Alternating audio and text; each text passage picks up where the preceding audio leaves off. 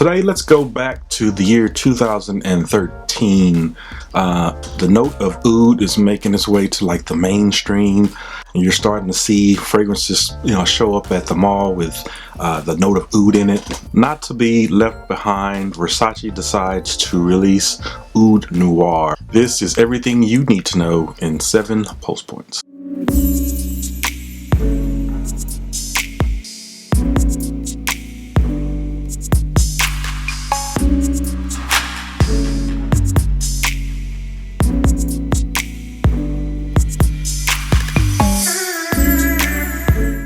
What's going on YouTube? Tony here with another review. If this is your first time finding me, please give me a thumbs up and consider subscribing as I talk about some of the best fragrances on the market for men and women in 10 pulse points or less.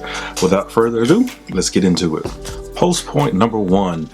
This is or was my first purchase, first oud fragrance purchase. Actually, my first oud purchase was M7.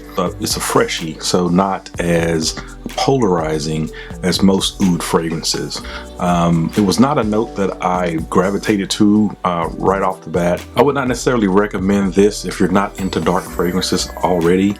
If you like dark fragrances, then yes, this would probably be a good place to start exploring the note of oud. But if you're used to light, fresh, citrus-based fragrances, I wouldn't necessarily start out with this one. Pulse point number 2. This to me comes across as a bad boy fragrance. Yes, it's sophisticated. Yes, you can dress this up.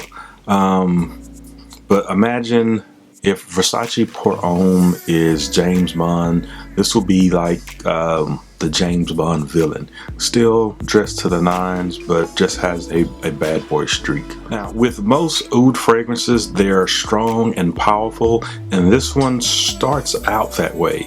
When you first spray your first 2 or 3 sprays of this, you're going to think this may be too much. The first hour, I would say, it's really going to die down quickly though and become more of a not necessarily a personal scent. I think the performance on this is still good, just not as powerful as you would think with the first couple of sprays. This scent has 2 distinct phases. You have the opening, which is kind of dry, dusty, and really loud, and as you progress through the fragrance, it starts to really die down and you start getting this syrupy sweet wood in the base, and those are the two distinct phases. Not necessarily a linear fragrance. You can smell the slight sweetness, the syrupiness kind of coming through in the beginning, but it's dominated really by this dry, dusty cloud that's around you, and then slowly starts to transition into this syrupy sweet, semi-sweet wood. I would describe it as slightly thick, the way a cough syrup would be, but just not the smell. Hope that makes sense. It probably doesn't make sense, but that's kind of what I get. Syrupy in texture, but only slightly sweet. Now, if I'm quite honest, I probably just bought this fragrance really based on the bottle. Wasn't a huge fan of oud at the time, but the bottle, it just looks good on the shelf. A very elegantly designed bottle. I think all the Versace bottles, Dylan Blue and the original Pour Homme, are really good looking bottles, and definitely collection worthy. Now, this is a staple for me during the winter going to work, because it lasts all day and it's not obnoxious by the time I get to work. This could definitely be a signature scent for someone who kind of likes the darker, mysterious type fragrances, especially if you dress up maybe business casual, or maybe even a little above that. This will be a perfect signature all winter scent. Now, detractors would probably say it's not real authentic oud.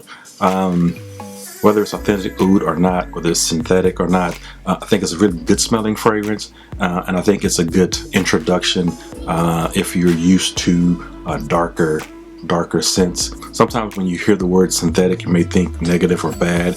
In this case, it doesn't really smell like a natural smelling scent, but overall a good smelling scent. Some people say that it smells like tobacco. No, not tobacco. It smells like oud wood from Tom Ford. To me, this is not as high quality as Tom Ford's oud wood, but I actually like the smell of this better than I like oud wood, especially when you get to the dry down. Well, that's all I have for you guys today. Let me know what you think about Versace's Oud Noir and down in the comments, and I will see you guys in the next one. Peace.